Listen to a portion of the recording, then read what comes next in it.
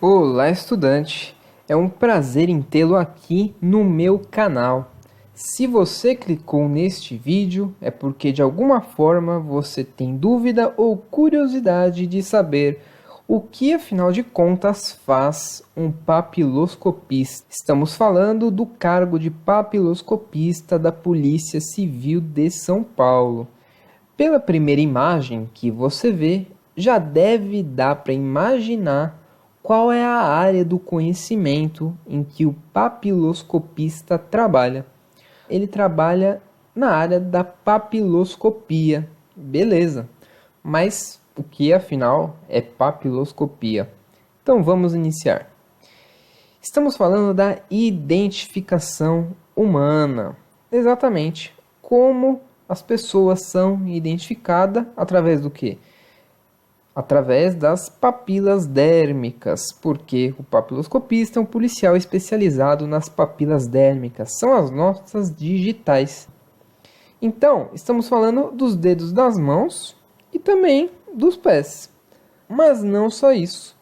Podemos falar também da palma da mão inteira, não somente os dedos, e também a planta do pé. Todas essas informações são importantes para a identificação em várias situações, como por exemplo, na identificação de um crime.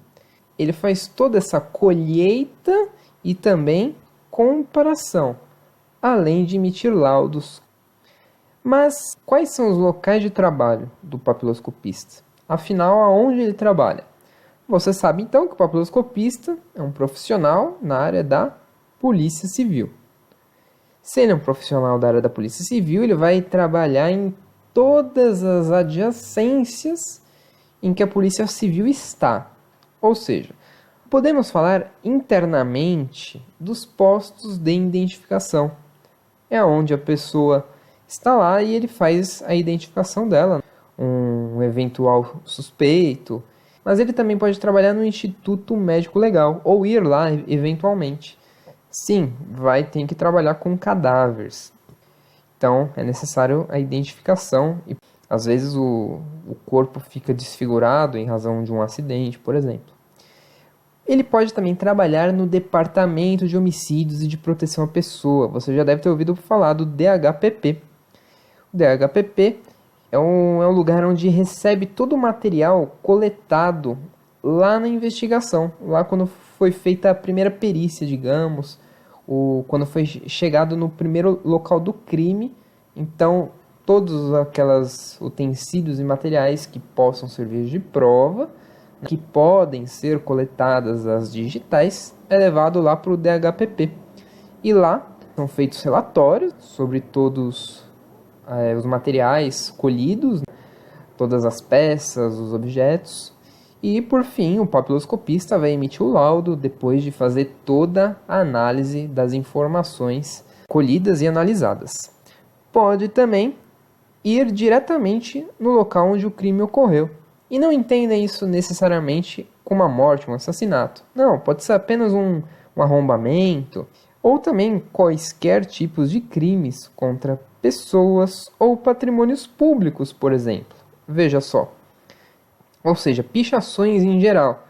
Se de repente no ato criminoso o cidadão ali, o meliante, colocou a mãozona lá, pode ser que com uma investigação bem feita, pode ser que seja possível descobrir através das digitais.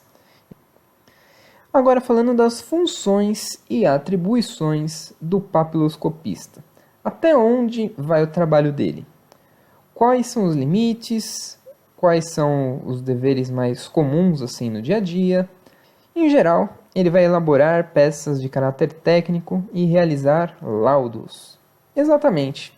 Toda aquela colheita de informações, toda a análise feita em cima dos materiais, em cima até dos programas, de maneira até precisa, diria, realizar um laudo do que se trata, ou crime, ou de quem é a pessoa. Pode também realizar exames de projeção de envelhecimento em casos de desaparecidos, como em crianças, em que sumiu há muito tempo. Mas ele pode, através das digitais, prever como que será essa projeção de envelhecimento, além de fazer a identificação neonatal do recém-nascido também.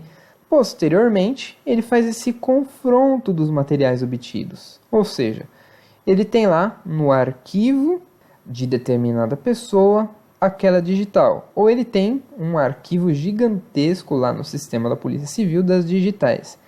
E na ocorrência de determinado crime foi feita uma colheita de provas e identificada uma digital.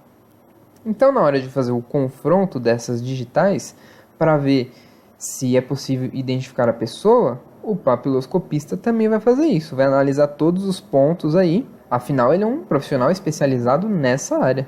Mas também ele pode organizar arquivos aí de impressões digitais. Faz a colheita, tem todo o material arquivado. Hoje em dia está informatizado tudo, mas também toda essa organização com o auxílio, é claro, do auxiliar de papiloscopista. Vamos falar, como já comentamos, né, do manuseio de cadáveres, né?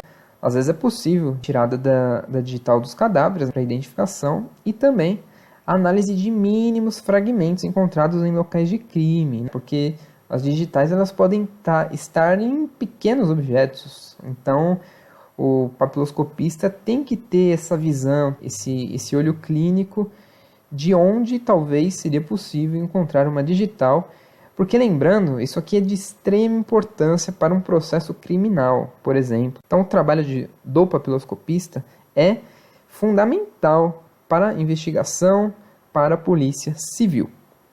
Mas aí você pode estar pensando, já que o papiloscopista faz tanta análise, tanta perícia, qual a diferença do perito criminal para o papiloscopista?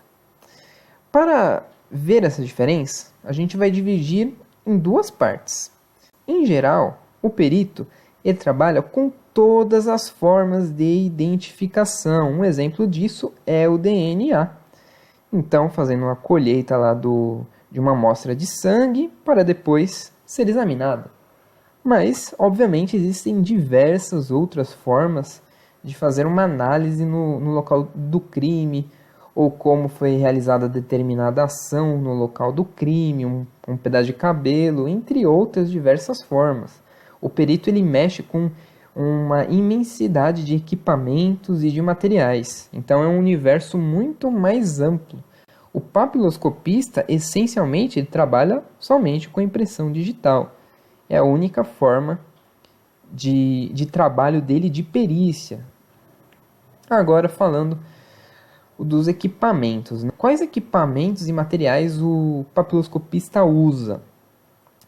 Logicamente, ele usa todos aqueles equipamentos e materiais que são necessários para a colheita e análise das digitais. Mas não só isso. Será que ele faz o uso e o porte de algemas? O porte de armas? Será que ele anda com distintivo para identificação, com o brasão da Polícia Civil? Primeira coisa, pessoal, vocês têm que entender. Todo cargo da Polícia Civil faz parte da carreira da Polícia Civil. Portanto, a pessoa que está nesse cargo é um policial. Então, naturalmente, fará o uso de algemas, fará o porte de armas, terá o porte de armas e terá sua identificação ali de onde que ele trabalha, da Polícia Civil, do brasão, do distintivo dele, porque são equipamentos, como diz aí em cima, de proteção, segurança e identificação. Então é necessária extrema responsabilidade, não só no trabalho propriamente dito das impressões digitais, falando do papiloscopista, mas em geral de todos os equipamentos aí de proteção e segurança que ele usa e tem a guarda, né? Tem que estar responsável a todo instante, não apenas nas horas de trabalho, logicamente. E agora falando da remuneração do papiloscopista. Você que está interessado em fazer esse concurso deve estar curioso para saber qual a remuneração. Lembrando que nós estamos falando da Polícia Civil de São Paulo. Isso pode mudar de acordo com o estado em que você está. Mas, em suma, o salário, já com tudo envolvido aí, é de R$ 3.451,78. Estamos falando no final de 2017 aqui. Não sei se quando você está vendo esse vídeo, se já teve algum reajuste. E aí temos também uma insalubridade de R$ 634,78 também. Então, No final, nós temos a composição. O inicial da carreira de papiloscopista na Polícia Civil de São Paulo é de R$ 4.086,56. Exatamente, você deve estar pensando que por ser um cargo de nível médio, é uma remuneração bem atrativa aí, né? Lembrando que essa é a remuneração inicial. Se você está interessado, agora já viu todas as atribuições desse profissional, talvez seja a hora de você começar a estudar para esse concurso.